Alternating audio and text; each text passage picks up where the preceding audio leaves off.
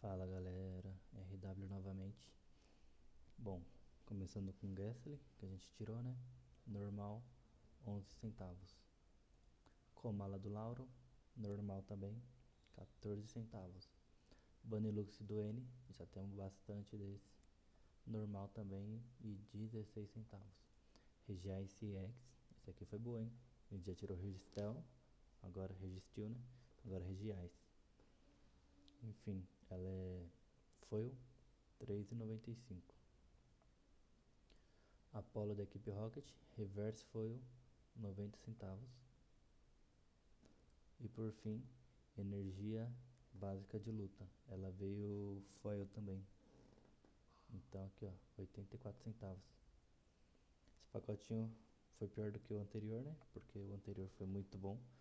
Mas não foi de todo ruim não. Beleza? Então bora lá, em busca do lucro e até a próxima. Valeu!